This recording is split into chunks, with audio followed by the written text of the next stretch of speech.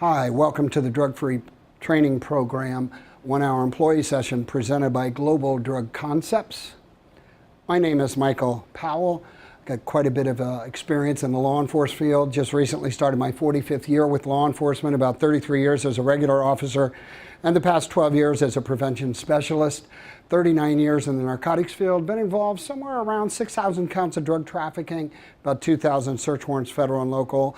And then for 7 years of my career, I supervised the FBI Drug Task Force in Central Ohio, and that was a great assignment for me because it gave me a much wider view of the drug problem, not only in Ohio, but the entire country, the nation, the world. Basically, with the FBI, I wasn't permitted to open a case on a cartel or an organization unless I could show headquarters in DC that particular group of individuals was affecting the entire country, not just the state of Ohio. So obviously, for about 7 years of my career, the cases took me all over the U.S. Shortly after 9/11, decided I want to leave the FBI, go back to Sheriff's Office, and finish my career locally with training. However, back in 2004, parts of Ohio were designated by the federal government what's called a HYDROCODONE area. As you can see from the PowerPoint there, HIDTA, high intensity drug trafficking area. And as you can all see from the PowerPoint, Ohio is not alone in that designation. All 50 states carry that designation in certain parts of their state. Till I went into semi-retirement in March of 2006, I supervised what's called the Southwest Border Initiative. If you take a look at your southwestern border with Mexico, we have approximately 1,889 miles worth of border with that country. Most of the illicit, the illegal drugs you'll find in every one of our communities throughout the nation comes across that border controlled by those cartels.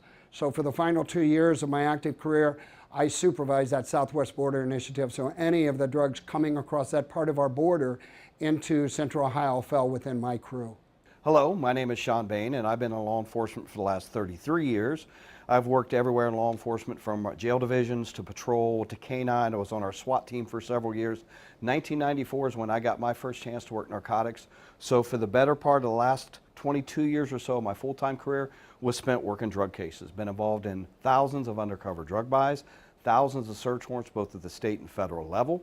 The last 5 years of my career, I supervised the task force right in the center of the state called the Franklin County HYDROCODONE Drug Task Force. And our jobs were to combat all the different drug crimes in and around Central Ohio.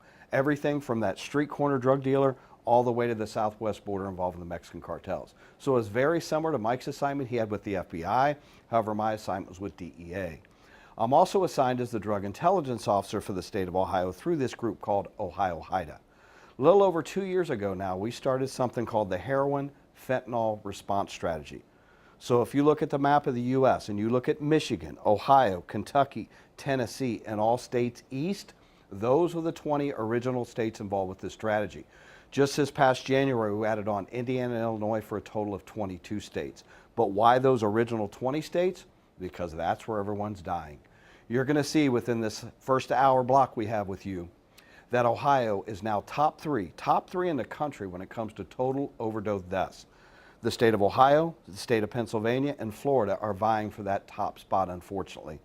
You're also going to see, before you leave this next hour, that we now have more fentanyl in the United States than ever before. Fentanyl is actually pushing heroin out of the state of Ohio and out of our country.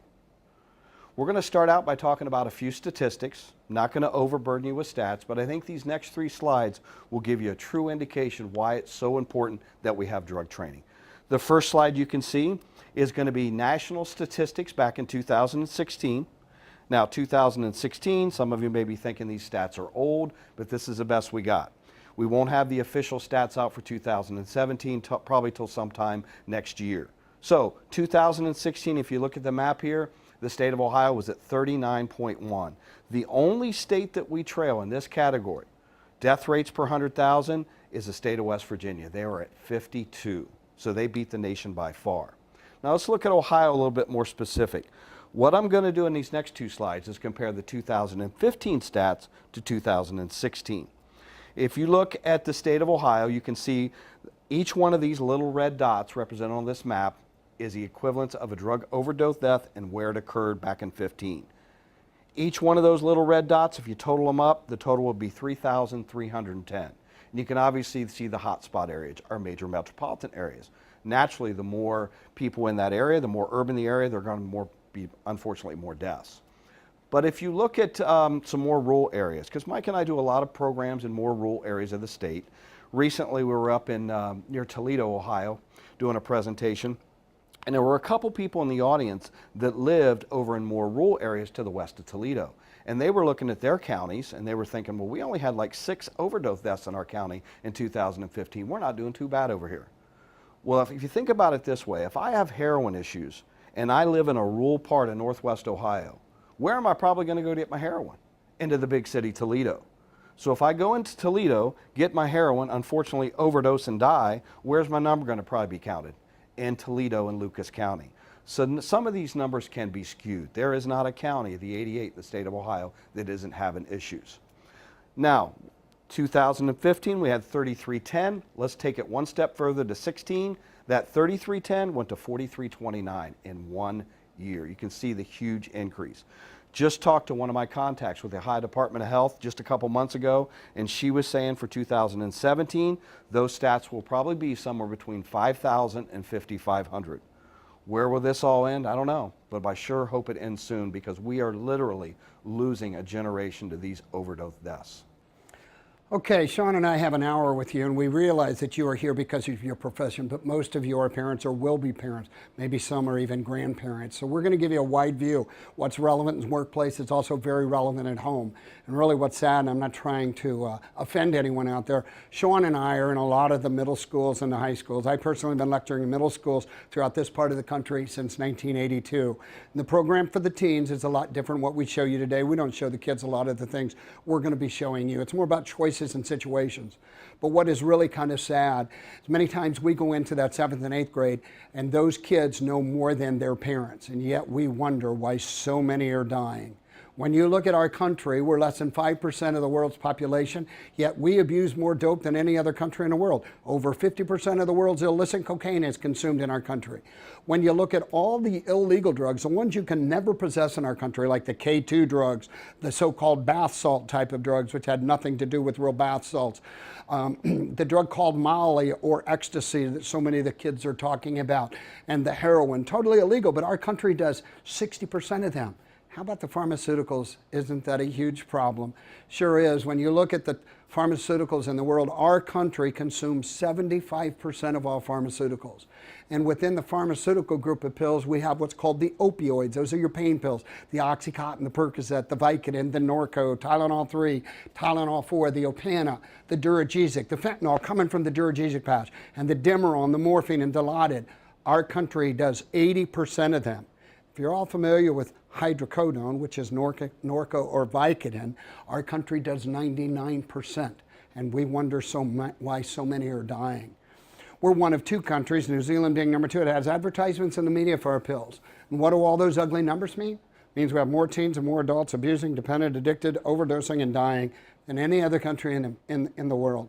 And when you look at the big picture, the way you look at this is the drug business is like any other business, maybe like yours. It's about manufacturing and marketing and packaging, distribution, competition, and it's cash flow. It's all about that money.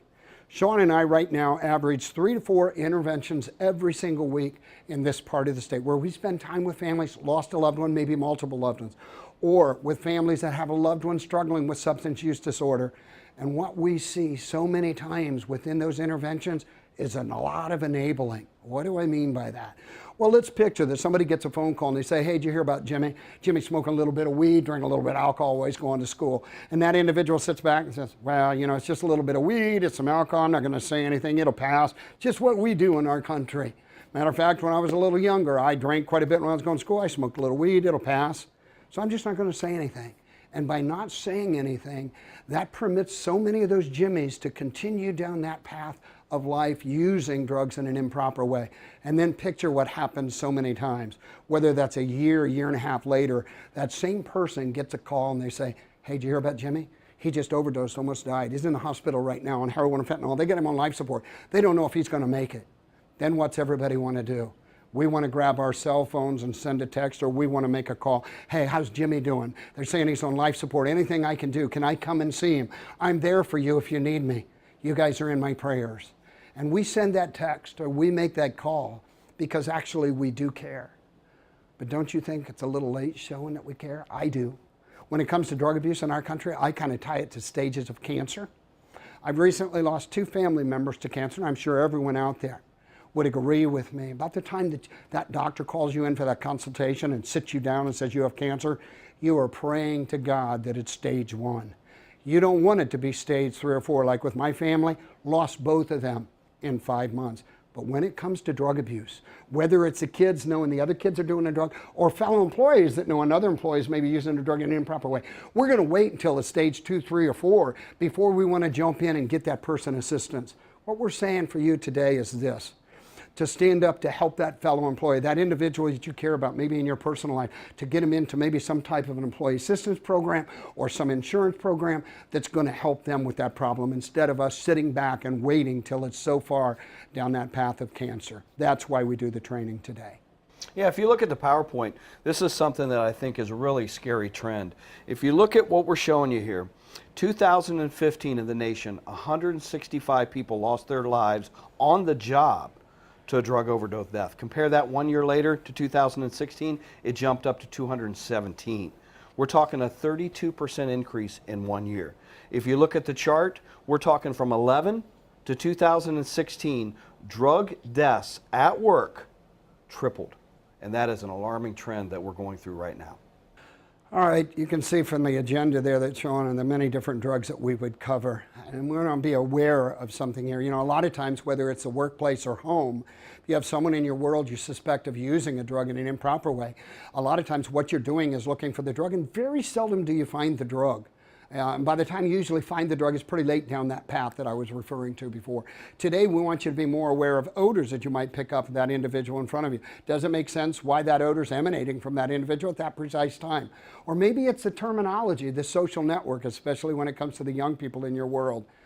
Or maybe it's a phrase that they put there that just gets your attention. Or maybe it's a tiny little device that didn't mean a thing to you till that tragic day occurred.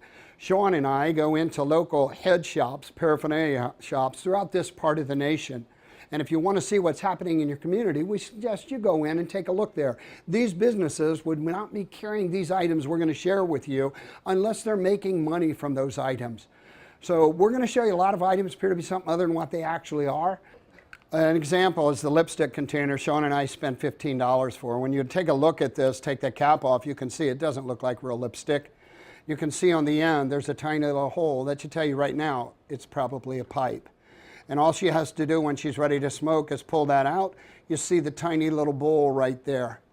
They're going to take a simple little water faucet screen that Sean's going to show you here, and they're going to put that little water faucet screen in the bottom of that pipe. Yeah, and you can see we have a whole box of water faucet screens. They sell these water faucet screens in the head shops, paraphernalia shops. Why? Screen for a pipe. So you're going to take the size of that screen that fits that bowl that Mike showed you, put that in there, then pack your marijuana. Now you're good to smoke. So you definitely want to look for the water faucet screens.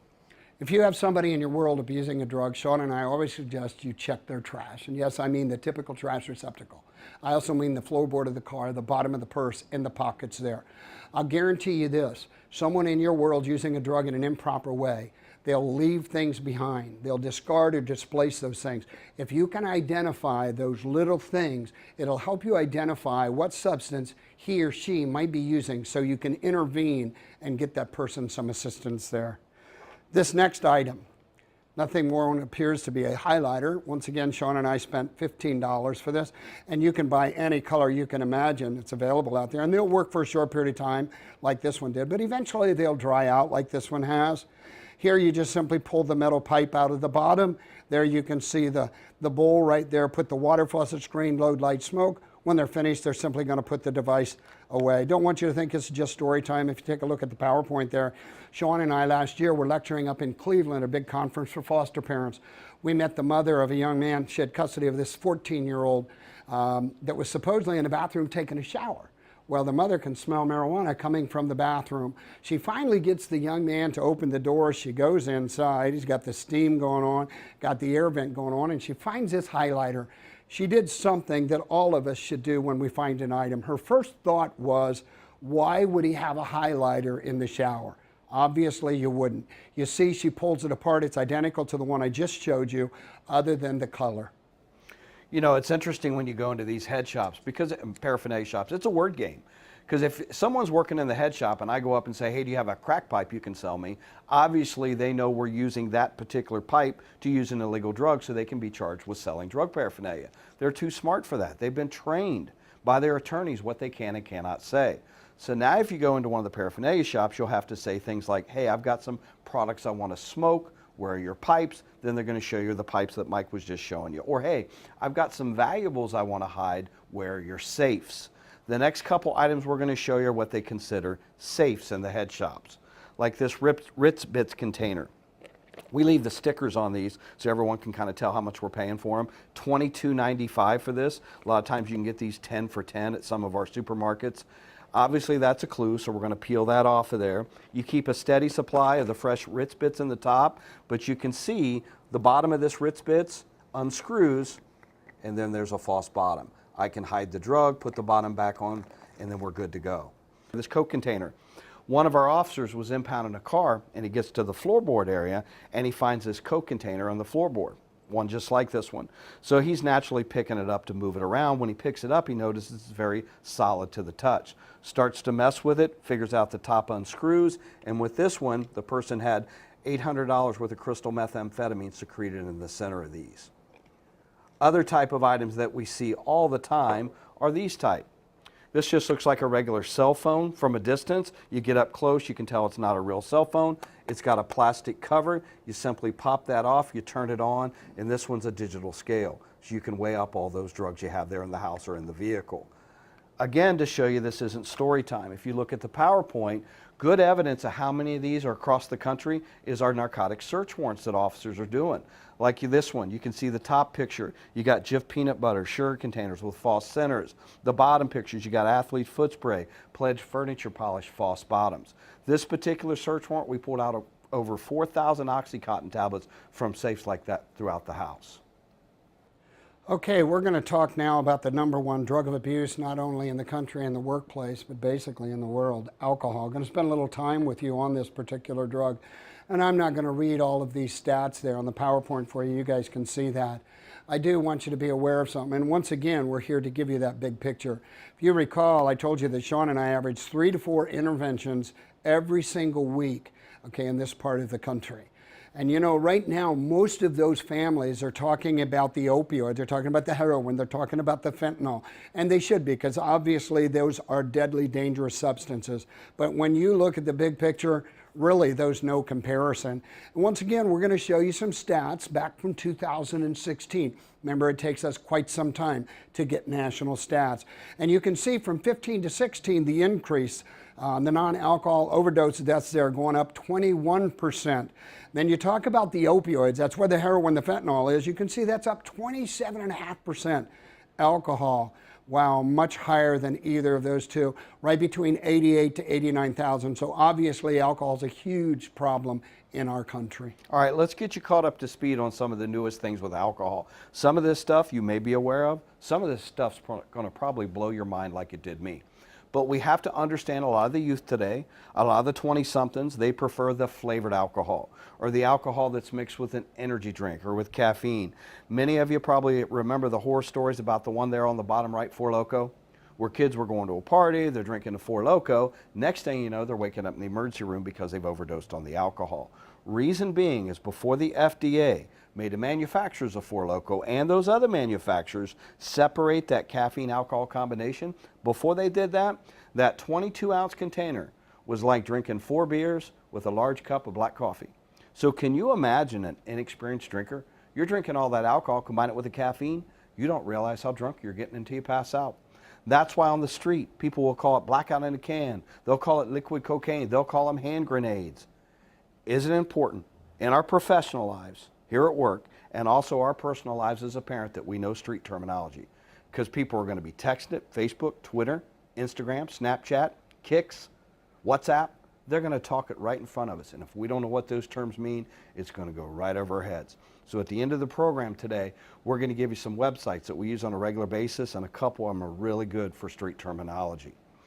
The next one, the buzz balls. Upper left, we see these a lot of our campus area bars around the state. Some of our markets, carryouts are now starting to sell the buzz balls. No matter what variety of the buzz balls you buy, they're all 40 proof, so 20% alcohol. The ones on the bottom left are called the pocket shots. Can't buy those yet in the state of Ohio, but if you want them bad enough, you can order them online from a company down in Texas. They'll ship them to you. Those, no matter what variety, are 80 proof, 40% alcohol. To me, they kind of remind me of like those carbohydrate boosters for long distance runners, but some young mothers have said no. To me, they look more like those new squeezable applesauce containers for kids. So again, you see, no matter what variety of these you buy, 40% alcohol. See how easy that would be. Put that back pocket of my jeans, take it to work or school with me. Some of the other things we see a lot with the kids, some with adults as well, but the Drunky Bears or the Drunky Worms. You can see by the slide there that what we're going to do with these is take a glass bowl or a Pyrex dish, put a whole package of gummy bears in there. Then I'm going to get my hands on my favorite alcohol. Let's say it's vodka. Now, why would I choose vodka? Least amount of smells and it's clear. So I take that fifth of vodka, pour it all over those gummy bears, let it soak in my bedroom overnight. I get up for school or work the next morning. What do I have? Well, now I have Arnold Schwarzenegger-sized gummy bears, you can see there on the bottom right, that are now 3 times their normal size because they've soaked up all that alcohol. 15, 20 of them, little plastic baggie, take them to school with me or work. Now I'm popping those gummy bears, get that alcohol in my system throughout the day. Vaporizing alcohol or huffing alcohol. If you're not familiar with this one, it's as easy as getting on YouTube and punch in huffing alcohol. You'll see all these videos pop up. One that I watched showed these kids with a wine bottle. You know, the cork in a wine bottle. We're going to take the cork out, pour a little wine out, put the cork back in. Bicycle tire pump, you got a little needle we fill up our basketballs with. We're going to put that needle down through the cork in a wine bottle, pump that wine bottle full of air. Once it's full of air, you take the cork out, you just huff on the air. You don't even have to drink the wine out to get drunk. Now, why would I want to huff alcohol instead of take it the traditional way? A couple benefits a lot of the young talk about, and that is one, don't want to get that beer belly. So if you huff it, it's 0 calories. Another one is it's much quicker. Think about the youth today. Kids want everything now. So if I take a shot of whiskey or drink a beer, my body has to process that alcohol through the body's organs the normal way. So it takes me a little while to get that buzz. But if I huff the alcohol, where's it going? Straight to the lungs, straight to the brain. I'm going to get drunk much, much quicker. So vaporizing alcohol is definitely a new trend we're hearing about. Palcohol or powdered alcohol. Big controversy with this one because about 2.5 years ago, the FDA approved this for human consumption in the United States. However, here in Ohio, our governor banned it about 6 months after that. He said, we're not going to do that in the state of Ohio. So you can no longer possess, consume, or sell it. Does that mean we'll never see it? Not necessarily. Go to a state where it's not illegal and bring it back. Or you can order it over the internet, have it shipped to you. So what is it? You basically take 1 ounce of that freeze-dried alcohol, you add it to 5 ounces of any liquid, now you have the equivalent of a mixed drink. But what could people do with powdered alcohol? Yeah, you could take that razor blade, scrape it in a line, cut that straw down, and snort it like you would cocaine. Or imagine this scenario. I'm in a bar, and I see a pretty girl sitting next to me at the bar. Her attention gets diverted from her drink. What can I do? I can slip that powdered alcohol in her already alcoholic drink to double shot her, to take advantage of her. So could this be used to facilitate a sexual assault? Sure it could. So we need to make sure we educate our loved ones in this. I don't care if you're at a neighborhood bar, or you're in a high school cafeteria with your buddies, or after high school with your buddies at McDonald's, never leave your drink left unattended. Got to educate our loved ones on this. Okay, we're going to spend a little time with you now on marijuana. A very controversial drug right now throughout our nation, and I'm sure most of us in Ohio realize that back in September of 16, Ohio at that time became the 25th state to pass a law creating medical marijuana. What does that mean for us now? It's really pretty simple. What that means is by September of 2018, Ohio will be producing medical marijuana, prescribing or recommending, and filling those recommendations. So I'm going to talk about this. There are basically 21 different medical issues that one could be recommended medical marijuana. You should not be hearing the term prescribing medical marijuana because according to the federal government, marijuana is still a Schedule I drug. And by federal law, you cannot prescribe a Schedule I drug. So they'll be calling it a recommendation. Now, if the Fed moves marijuana to a lower schedule like the other substances, then we would hear that term prescribing. If the patient is on medical marijuana, they'll have to pay a $50 fee each year for their medical marijuana card. They can possess and this is the way the law is right now, up to 90 days worth of medical marijuana. Like with any other drug, it's going to follow those same guidelines. They can possess the plant material, and when I'm lecturing or talking to you today, I'm talking about specifically the female plant, the bud of the female plant. She produces the THC, that powerful, most powerful cannabinoid within the plant. That's what gives them the sensation they get when they're smoking the drug. And as you can see from the PowerPoint, the plant material can be up to 35% THC. If they do possess the plant material, they can't smoke it a traditional way using a bong or a bowl or a blunt wrapper or a skin or a shell type of wrap. They will be able to vaporize the plant material, take the vapor in for medical use there. The state's going to permit them to have extractions of THC called oils or tincture. Tincture is nothing more than an alcohol extraction. And as you can see from the PowerPoint, that THC factors doubles up to 70%. As with other meds, we have the tablets, the pills, and we have the patches. We'll have the same thing here for medical marijuana. State also is going to permit edibles, but the state has a grave concern there. They've seen in other states where that concentrated THC, for some individuals, especially the younger, if you do some research out there, you'll see where some coroner's reports feel that some of the young people that had committed suicide with high THC levels in the brain, some of those coroner's reports believe that THC factor caused some of them to become delusional or a psychosis associated with that psychoactive substance, causing that individual to possibly commit the suicide there. So it's very controversial right now, and we're not sure exactly what those edibles will look like. Sean and I do know that they're going to be packaged, and that packaging will be very detailed as to what's inside that particular package. So we'll see how that's going to work out for us. Most doctors, not only in the state but in the nation, are not willing to recommend medical marijuana. Recently, Sean and I went through some training. It looks like we have at least 200 to 300 doctors in our state that will be willing to recommend it come September of 18.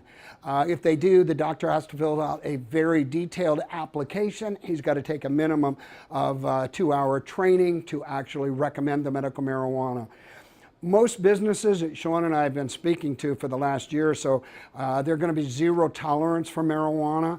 The state of Ohio is just basically saying if your company decides they're going to permit medical marijuana to be in the workplace, that has to be covered in detail in your policy there. So we'll see how that's going to work out as far as the medical marijuana. Understand, being it's a Schedule I drug, most insurance companies are not going to be willing to pick up the cost factor for the medical marijuana. And some of that could be very, very pricey there. So we'll see how this all works out. It's yet to be determined on where the pharmacies or the dispensaries part will be there. We should be finding that out in the summer of 18. Okay, we're going to spend a little time with you now on pharmaceuticals. Sean and I actually could spend about 8 hours talking about these. If you recall, when we opened, I told you our country, the U.S., consumes 75% of all pharmaceuticals. We do 80% of all pain pills and about 99% of the hydrocodone products there. So somewhat shocking. Now you look here at the PowerPoint there, you see that bottom number where it talks about the Americans, 115 dying every day in our country from the opioids alone. We lose a total right now of about 174 per day, and 115 of those are on the opioids. When you look at the state of Ohio, and in fact a couple of years ago when Sean and I would be lecturing, I would be saying we were losing at that time right around 5.5 people a day. About a year later, we were at 8.5 people a day. Right now, we're at approximately 15 people a day dying in our state. So it tells you how severe this epidemic is. Now, I'm going to cover some of the more abused or diverted substances, but we want you to understand all of these meds are very good meds when taken properly. We're going to talk about the ADD, ADHD meds, very powerful stimulants. We see a lot of young people and not so young actually prescribed these powerful stimulants. And there's a lot of families that don't realize they've got the young ones on these powerful stimulants, don't realize how addictive and how diverted they actually are when it comes to American society. They don't realize that these drugs I'm going to be talking about, the ADD, ADHD, are in the same category or schedule as cocaine and methamphetamine. So they're very powerful. Sure, many of you are familiar with the one there on the left. Ritalin's been out for a number of decades. Very good when taken properly. 2001, they came out with a drug called Adderall to treat the same conditions Ritalin. And the hope was also wouldn't be so diverted, but as many of us are aware, it's heavily diverted. The big one right now is the third one over called Vyvanse. More scripts put out for this one, as you can see, a little over 4 million than the other three combined. So we see a lot of that diverted. Terminology is very, very important for us. You'll notice in the bottom picture there, the Vyvanse, you'll notice those capsules. Those are 70 milligrams. It's the biggest you can get right now. You might make note of the color. They're red and blue. So a lot of times the users, and I'm talking about the young, and by that I mean middle school, high school, college kids, right now in this part of the country are calling them Superman. So we got to be aware of that terminology. You hear a term or a phrase in your world, get your attention. Take a much closer look at it. Okay, we're going to talk now about benzos. They can be very, very dangerous. For many individuals, they abruptly stop taking or using these type of drugs, the benzos, just the physical withdrawal without medical assistance. For some of them, they could actually die from the physical withdrawal. And you'll know the benzos primarily as Valium or diazepam, or the one there on the PowerPoint, Xanax. Xanax is one of the most prescribed drugs in the world today, and one that is so diverted. Probably not a bar anywhere in our communities in the nation where you can't go in and buy a Xanax. So much of that is diverted. Different colors, different milligrams, different terms for a lot of the young people that I'm talking about here. The upper left, you'll notice they're yellow. During the school year, a lot of young will use the term school bus, riding that school bus, stuck on that school bus. Could they be talking about a real bus, or are they talking about this drug? We have to be aware of that. The upper right, you can see, is the shape of a football. That's a very popular term during the football season. You'll notice one in the bottom right, the green ones. Those are 2 milligrams, and because of that green color, many will call them hawks. You know, this year, Sean and I, lecturing in 4 different middle schools, we had 4 administrators tell us that the kids in the middle schools, because of that green color, were calling them beans, talking about on social network, can you bring some of those beans to school? I want some of your beans there. So once again, pay close attention to the terminology. The lower left, some of you are familiar with these, they're called zanies or zany bars. They're 2 milligrams. Sometimes they're referred to them as handlebars. You'll notice they're long like a bar. That's where that term comes from. And you notice on each bar, there's 3 lines or 3 scores. So if you hold that bar up, to some it appears to be a ladder. So you hear someone talking about stuck on that ladder, can't get off that ladder. Could he be talking about the Xanax? A lot of the young will lay that ladder down, and to them, it looks like a sidewalk. So you hear someone talking about that sidewalk. Once again, you want to look at that big picture there. HYDROCODONE, if you remember, I talked about this earlier in this training session. You know it primarily as Norco or Vicodin. In our country, does 99% of the hydrocodone in our country. You know, there's many times that Sean and I have been doing drug awareness training in the workplace, and then we'll get a phone call either shortly thereafter or the following day or whatever from one of the employees. They're saying, hey, I didn't want to say anything in front of my peers, but I have a loved one struggling with the opioids. They're doing the pain pills, and they're claiming now that they're not doing the heroin, but they've lied to me so much. I don't know what the truth is. I come to work, I struggle working because I don't know if they're going to overdose and the coroner's going to call me, the police are going to arrest my child, or maybe they're home stealing like they've done so many times with their friends. Is there anything I can do if I have someone in my world, my loved one, abusing the opioids that would tell me without a drug test that they're actually on the pain pills or heroin and fentanyl? And yes, there is. What we suggest you do with that loved one is you take that individual into a room, shut all the lights off, make it dark there. When it's dark, your pupils should be dilating. They should be huge. They're searching for light so you can see. What we suggest you do is take a flashlight or a pen light, your smartphone flashlight, and work the pupil rapidly back and forth with that loved one. And what you should see when you're working that light back and forth, you should see constriction, dilation, constriction, dilation.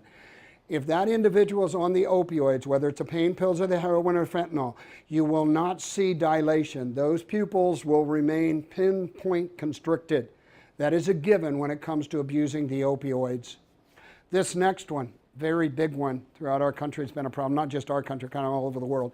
OXYCODONE, you'll know that primarily as Percocet or Percodan. Same drug, Cet means acetaminophen, Percodan has aspirin, Percocet, nothing more than Tylenol. They're OXYCODONE products, the same as OxyContin. So OxyContin and Percs are the same drug. Main difference you'll see there are Percs are what's called IR, meaning instant release. So as soon as I take that Percocet or that Percodan, the entire drug is broke down at that time in my body, doing its job. OxyContin is what's called ER, extended release, over a period of 12 hours. Very effective medications when used properly, but heavily diverted. You know, Purdue Pharma, if you take the time to do some research, they came out with a patent for OxyContin way back in 1995. And originally they prescribed that drug for acute pain and acute pain only, meaning pain from now lasting to about 90 days. But eventually what they did shortly after the acute pain was prescribed, then they started to prescribe it for chronic pain. Probably shouldn't have done that. And that would be pain over a period of time. All of a sudden people were abusing the drug, becoming dependent and addicted to the drug, overdosing, even dying. Purdue Pharma went into denial there about the opioids being addictive, especially that one. Federal investigation led to an indictment of some of the top individuals from Purdue Pharma pleading guilty to deceiving doctors and the general public. The company went into federal court and paid a $630-some million fine because of that deception. And then what'd they do? Because of that investigation, Purdue Pharma changed the formulation in late 2010, early 2011. They added non-water soluble binders with the product, something they should have done way back in '95. So you can no longer crush it up and bypass that time release because of those binders. You look at that middle picture, that's what it's going to look like. The old formulation of OxyContin, if you look at the upper right picture, you'll see they were able to put it in a spoon, liquefy it, take a syringe, draw it up, and find a vein and inject it. Because of those binders now, you can't do that anymore. You see the bottom right picture? It's going to do what they will refer to as gelling up. So you hear somebody talking about, can't get past the gel. How do I break the gel down? They're talking about this formulation of OxyContin. Because of this change doesn't mean we've won. Many will leave that gel version in the spoon and they will heat it up. They'll vaporize it, take that cut straw and take the vapor in to get that drug. Others tell us they'll warm up a small amount of Coca-Cola or Pepsi-Cola. They'll put that small amount of warmed up pop on the spoon with the gel version. They tell Sean and I that the acid from those pops will help break this new formulation down. So I guarantee you they'll continue to try and find a way to get the oxycodone from those particular pills. Yeah, this next drug we're going to be talking about is gabapentin, and some of you may know it better as Neurontin. This one has made a huge surgence in the illegal drug trade in the state of Ohio and the Midwest. You know, this drug historically was prescribed as a seizure medication or as a nerve pain medication. Now we're seeing it prescribed all over the map. Migraine headaches, general pain, some of our drug treatment centers, they are prescribing it as an anti-anxiety medication like you would Valium and Xanax. So because so much of it is being prescribed, we're seeing a lot of it diverted on the streets. Couple things we hear about from heroin users, and heroin's the next drug we're going to be talking about. When we're on heroin, our tolerance for that drug builds very rapidly. In other words, the heroin I'm doing today, 3 months from now, isn't going to cut it. I'm going to need more because my tolerance for that drug is building. So there's a couple reasons that heroin users will try and get a prescription for gabapentin or Neurontin. They'll call them Gabbies on the street. The first thing we hear about is they'll get the prescription for the gabapentin and take it in conjunction with the heroin. Why? Well, think about it. If I'm taking gabapentin in conjunction with the heroin, it's going to slow that tolerance and I won't need as much of it as rapidly as I would if I wasn't with the gabapentin. Another thing we hear about is they'll get a prescription for the gabapentin and hoard them. Why? Well, think about it. If I go to my heroin dealer today, knock on that door, someone else answers the door and says, look, he got locked up last night, the cops raided us, we don't have anything for you. Now what I'm going to start to do is go into physical withdrawal. And that feels like 10 times the worst case of flu you can imagine. So I'm going to go into physical withdrawal and what a lot of people will refer to as dope sick. So what I'll do, since I'm going into dope sick, I'll go home, get my gabapentin, and take in thousands of milligrams of it because it'll help with some of those cravings so I don't get that, feel that sickness. So those are a couple of things we hear about why you would use gabapentin in conjunction with the heroin. You know, a lot of times when Sean and I are lecturing, we'll have, whether it's schools, the teachers, the parents, or someone in the workplace there, hey, if I find a pill, how do I identify it? Well, as you can see from the PowerPoint, Sean and I put 3 different smartphone apps up there, and also the poison control number. Obviously, you find a pill, you're not sure what it is, go ahead, put that poison control number in your smartphone, give them a call, they'll help you identify it. The smartphone app's really excellent. So what a lot of law enforcement throughout the nation are currently carrying. And all you do with whatever app is put the identifiers from that pill in that smartphone app. And then it's going to tell you what the drug is, who the manufacturer is, and some of the issues if one is using that substance at that particular time. Very, very informative apps there. All right, the next drug we're going to talk about is heroin.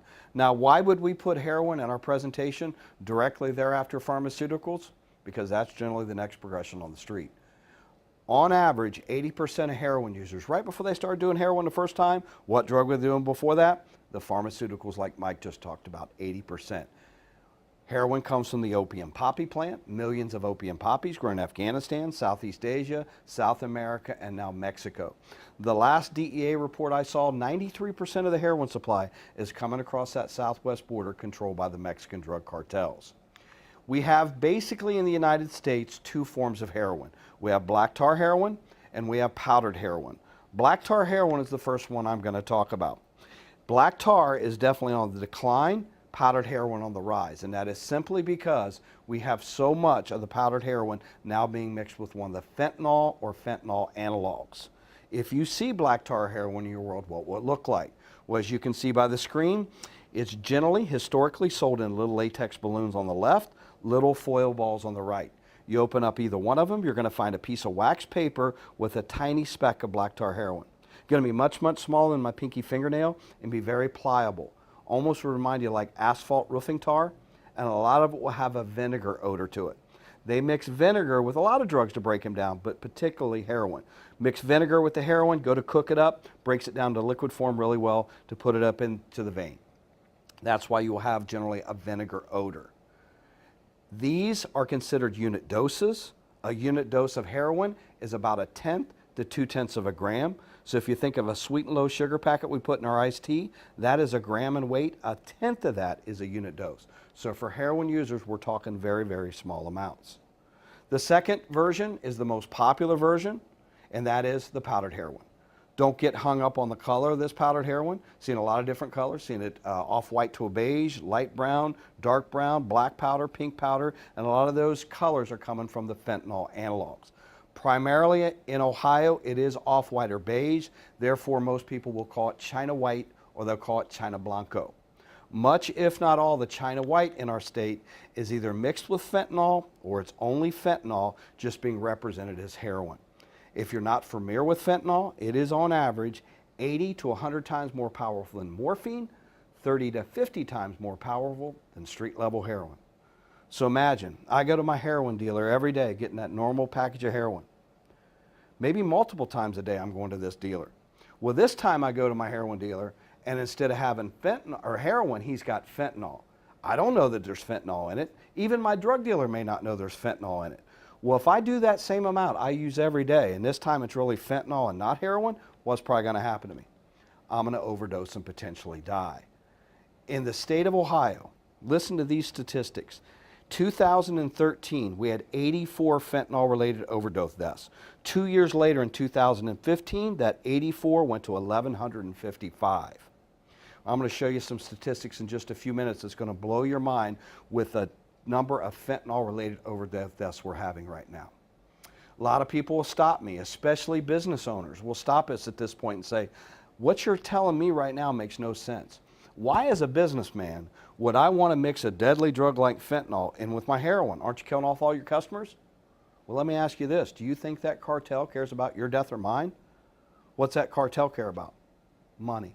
That cartel doesn't care about anything but money. They don't care about death. Those 3 or 4 customers that die this week, I got 5 or 6 more that's going to replace them next week. The only thing we care about is profits. So let's talk about that.